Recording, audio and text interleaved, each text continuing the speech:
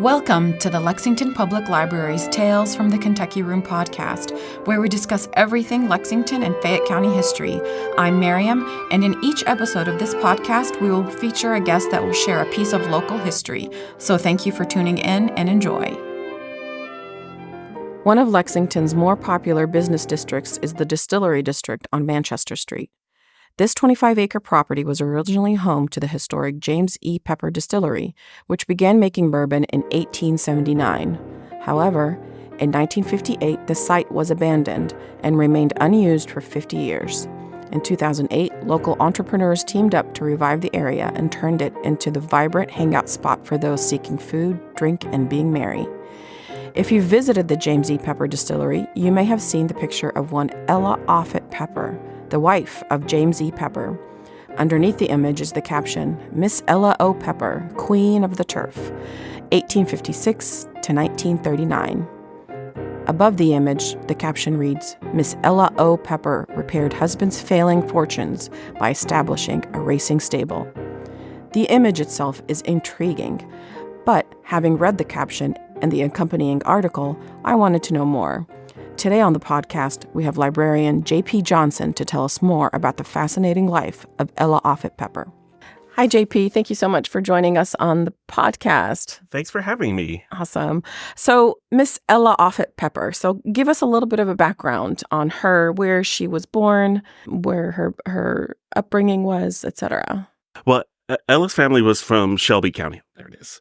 And she was born in 1856. She was born the month after her father died. Her father was James Offutt. Her mother was Mary Jane Finch.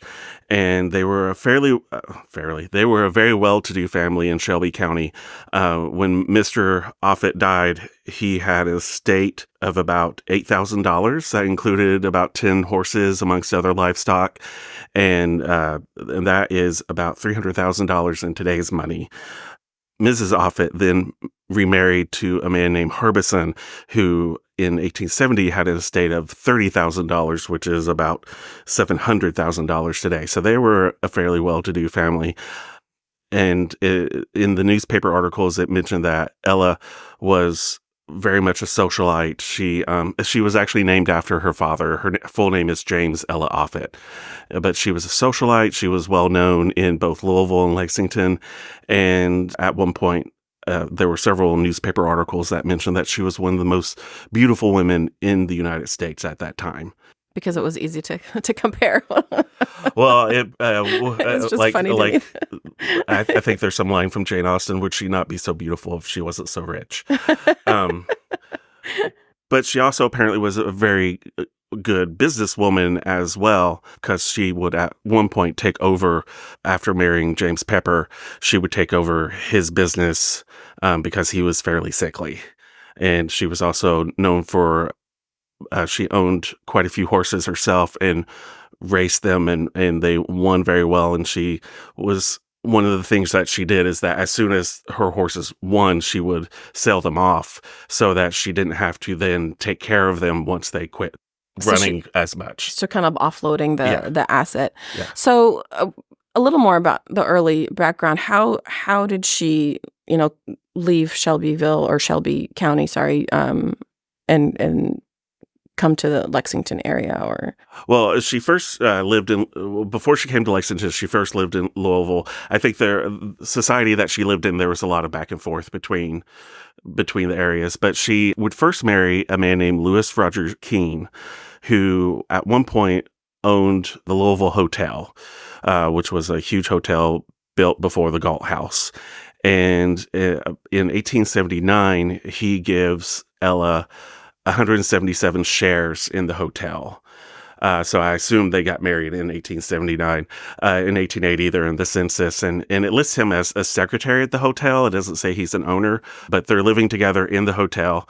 By I think 1881, he has sued her for divorce. Wow. He's trying to get back his shares. That seems to fall through, but by 1884, she's suing him for divorce. And it was a very well-publicized divorce case. Like, it was in the paper a lot. That's interesting to me, like, that he even gave her the shares in the first place, because that's not something common. It's not usually what the husband owned, he owned. Yeah. But that's interesting that she, I don't know, maybe able to convince him to buy her the shares, sell her the shares, or I'm not sure. I don't. We're dealing with people who have way more money than I will probably ever have. So who knows? Like their thought process. Yeah, like there's no telling. Like it seems in both her marriages, Ella was the money behind a lot of what was happening. So it could be that this was sort of an exchange of property, like, marry me and I'll give you like controlling shares in this business. The divorce was wild. At one point, Louis Keene is arrested. Wow. And I think it was because he threatened someone having to do with the court case. And then when he was released, his supporters met him at the jail with a band, and they marched him back to the Louisville hotel where he gave some grand speech on the nature of humanity. Wow. It was wild. But like I said, by 1884, something happened in which now Ella is suing him for divorce. And obviously it goes through because in 1888, she marries James Edward Pepper. Yeah. Wow. Can you imagine if TMZ existed back then? Well, that's what the newspapers were. It totally is. They were into it. I printed off. So this is from December 25th, 1884. He wants his shares. The row between Councilman Louis Keene and his wife was started afresh by a suit in the Law and Equity Court yesterday. The suit is brought by Mr. Keene, who seeks to recover 177 shares of the capital stock of the Louisville Hotel Company, which he gave to the defendant in 1879. He was then the owner of 1/4 of the real estate in the hotel and transferred to his wife 1/2 of his interest. He alleges that the judgment of divorce granted his wife by Judge Simmerall last Monday directed that each restored to other all property received by said marriage and unexpended at the time of the divorce suit has begun. He says she has no right to make this transfer and sues for his recovery by virtue of the divorce judgment. Harbison and the Louisville Hotel Company are made defendants. There was something else that mentioned her. She was eventually granted the divorce. Did she get any money out of it? That I don't know. She may have just kept what was already hers, which she had quite a bit. Here's actually the one I was. Mrs. Ella Keene. This is also from 1884. Mrs. Ella Keene has renewed her suit for divorce against Louis Keene. The new action has been filed in the Law and Equity Court. The plea is the old one of Keene's cruelty. She charges that he drove her away from the Louisville Hotel where they were then living on the night of February 28th, 1881. So can you imagine that kind of thing just being put in today's newspaper? Yeah. Especially, so that I think that speaks to the popularity of the couple, though. Like we do see that kind of stuff today with celebrity. And Yeah, that's interesting. So she, after her marriage dissolved, and she goes on about her business, both with her personal and business, she meets James E. Pepper. Uh-huh. When did that happen? That I don't know of. It seems, like I said, they just ran in the same circles. The reporting of the wedding mentions that their friends knew that it was going to happen, but when it did actually happen, it was a surprise. And it was actually only at the wedding, her immediate family were the only other people there, which sounds a little bit like sort of that maybe she was pregnant. Because if that were to happen to regular folk, usually if it was kept quiet, someone was in trouble. Yeah. But they never had any children. She did, as far as I know, she didn't have any children with Mr. Keene. She didn't have any children with Colonel Pepper. Yeah. So this is the reporting about the wedding of Ella Offutt Keene to James E. Pepper. And I really like it because it sounds very much like Jane Austen, if Jane Austen liked bourbon horses and life insurance.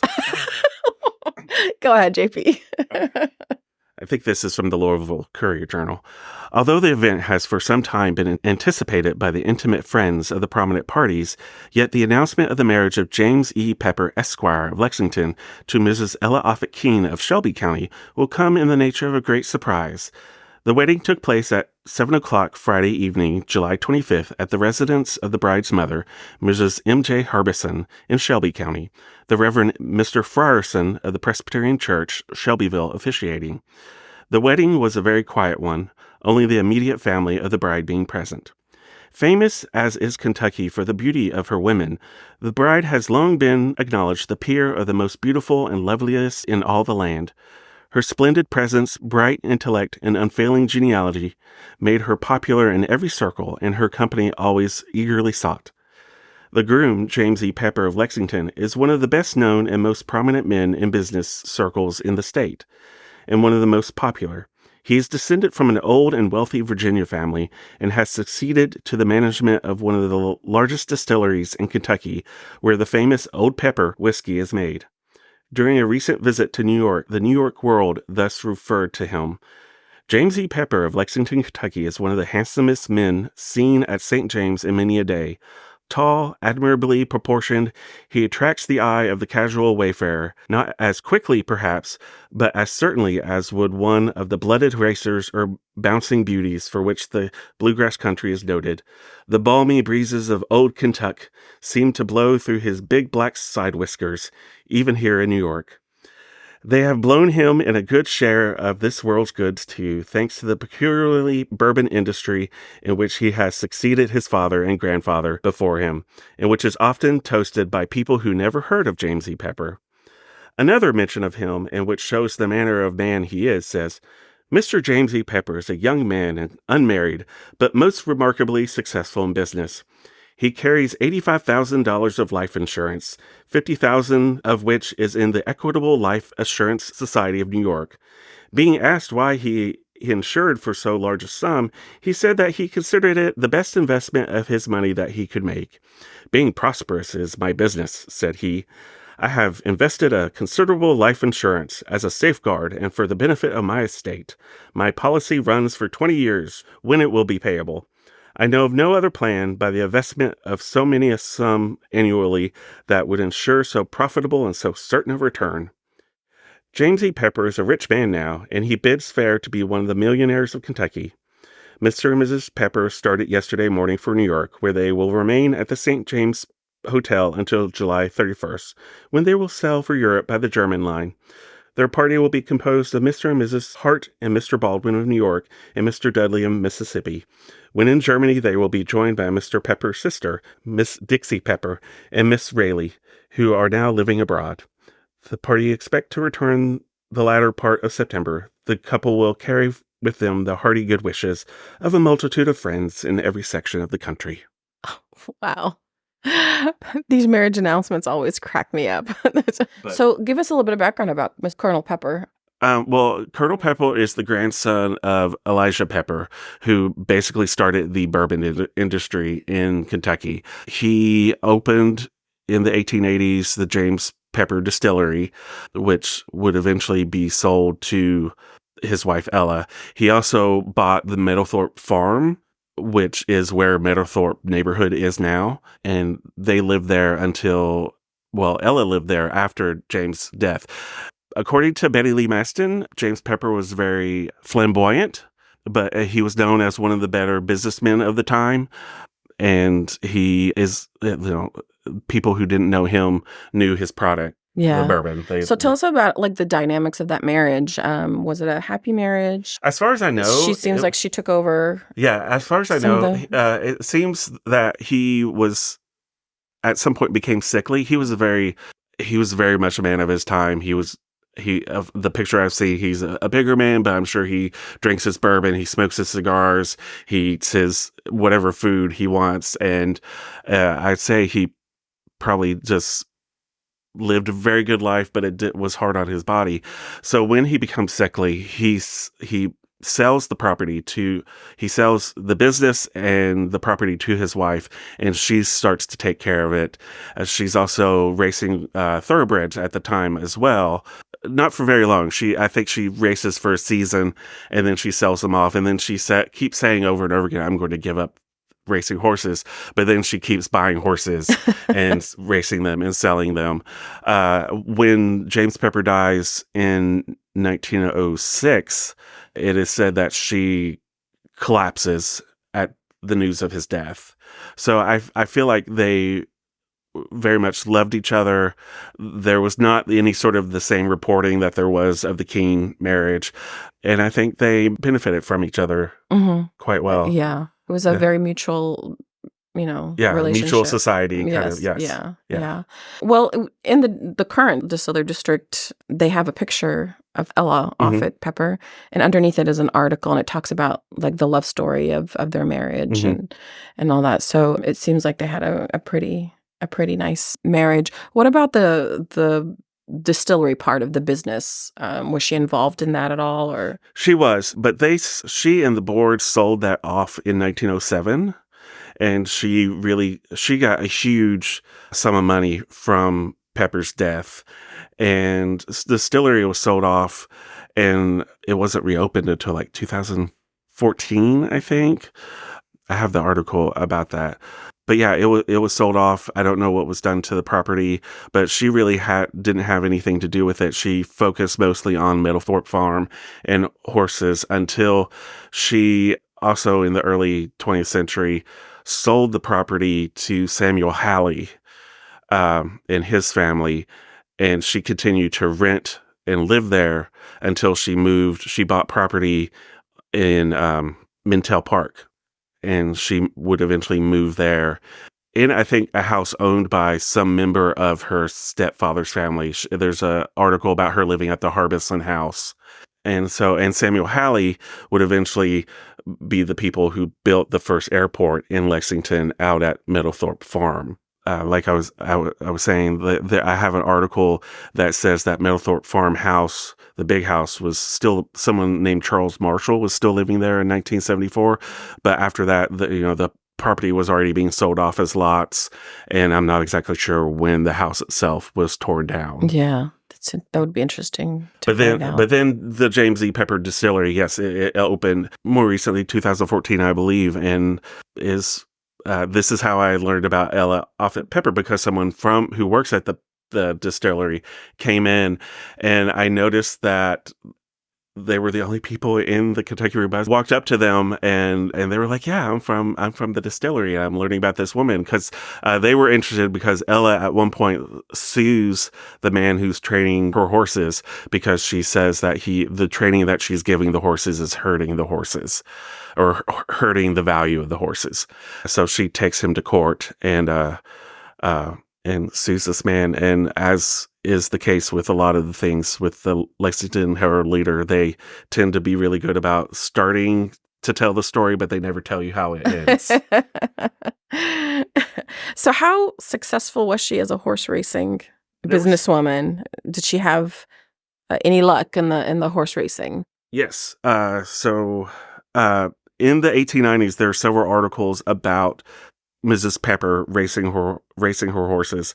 They were all from the same. I don't know if it's the sire or if it's the mare. She owned a horse called Kantaka, and it seemed like all the horses that she had were from that. Descendants from that Yeah. horse. Mhm. She had a horse named Pacemaker who won a colt race at Newport in 1897. So she made a name for herself in the horse racing industry, obviously, with Yeah. her own Yes. horses. So, like, she owned the horse, the Kentucky Colonel, which sold for $10,000 Wow. in 1898, which I did not look to see how much that was. She had a couple dozen horses that she sold, like she ran and sold them all. There was a horse named Black Venus that sold for $7,500. Satin Slippers sold for $4,100. King Barleycorn, $3,500. And there's nothing in the reporting that says so and so told her to do it. It seemed like she knew made the what to do. decisions. Yes. Yeah. And it seemed like she was very quickly turning around and selling these Yes. horses in order to make an even bigger profit. Yes. So here's a little tidbit from 1899. The retirement of Mrs. Ella Offutt Pepper from the turf after one of the most brilliant seasons of success ever scored by a Kentucky devotee of the thoroughbred is considered a great loss to turf sports. She shrewdly saw that the horses would bring more money when their prestige was fresh in the minds of prospective purchasers. Besides, she would be taking no risks on the horses dying or getting out of condition. Then she wanted the money for a purpose, and that purpose was to assist her husband, Colonel James E. Pepper, in again getting a controlling interest in the distillery that bears his name. Yeah. So in the article that I had read, it mentioned that she saved the distillery part of the business through the horse racing business. Yeah, it seems like James Pepper had sold his controlling interest in it, and so she was getting it back for him. Yeah, so she kind of rebuilt the business before her own death. Talk to us a little bit about her last few years and why she ended up moving to Mentel Park. Well, I think she was selling off the property, or she had already sold off the property to the Halleys, and she was just renting from them. So it was at some point she needed to move away, and she actually isn't even living in Lexington when she dies. James Pepper's death is that purportedly there was going to be a statue of his wife on his grave. Oh, wow. And the article on it is fairly long and describes it, but the grave, there's no statue of her, and the grave itself is fairly, for them, it's huge, but it's fairly plain. Where's the burial? They are in Lexington. Yeah, at least he's in Lexington Cemetery. So in 1907, Mrs. Pepper leaves Meadowthorpe. She closes the deal with Dr. Halley, who will at some point build the airport there. Which a neat story about the airport is that Charles Lindbergh landed there. And Interesting. His landing was supposed to be a secret, but the little boy that they got to watch his plane obviously told a bunch of people. And so the next day when Charles Lindbergh was to take off, the field was crowded. Of course it was. Yeah. When Colonel Pepper died, he left Ella $95,000 in life insurance, and that's in 1906. And in 1907, she's listed as one of the richest women in central Kentucky. And at that time, she sold the distillery to a Joseph Wolfe. Two distilleries, James E. Pepper and Company and the Henry Clay Pure Rye Distillery Company. And that made her the richest woman in central Kentucky. Yeah. And then in 1908, I guess after renting from the Halley family, she moves to Mentel Park, which at that time was still basically the country. Like there's a picture in 1940 of the entryway to Mentel Park, and it's just out in a field. Yeah. But at that time, it was being sold off in lots. She bought a new 2-story brick residence in 1908, erected near Main Street. And then finally, and there's not much about her after that, except for some social news where she was going and visiting people. She at one point went she probably went on several tours of the country, but then she ends up living in Bedford, Kentucky. Oh. So she was 83 in 1939. She was in Bedford and she died there. And I guess she had also returned to Louisville. It says she died at the home of a niece, Mrs. Philip Noddler. Mrs. Pepper left Lexington soon after the death of her husband in 1905. Both she and her husband had been interested in thoroughbred horses. King's Courier, a horse owned by Mrs. Pepper, was one of the most famous thoroughbreds owned by the Peppers. In 1900, he won the Doncaster Cup in England, nosing out a horse owned by the then monarch, King Edward VII. The Peppers lived at Meadowthorpe, an estate on the Leestown Pike, which subsequently was sold to Dr. and Mrs. Samuel H. Halley. The Halleys resided at the home for a number of years. It is now owned by Hugh R. Taylor, who was the person who started selling off the property as lots. Yeah, now it's a big residential area. So she obviously lived a very full and rich life and left behind a very large legacy, I guess, in Lexington. Well, it's like you said, her picture is hanging up in the distillery now. Yeah. But it's always fascinating to me that because the distillery district was, kind of laid fallow for so long, and then a few entrepreneurs kind of got together and revived it, and then her story kind of came back again, because very little was known about her until the distillery district started to have this revival moment. And so often with history focuses so much on what men are doing that even the story of Ella Offutt Pepper is in response to things that her relationship with men or whatnot.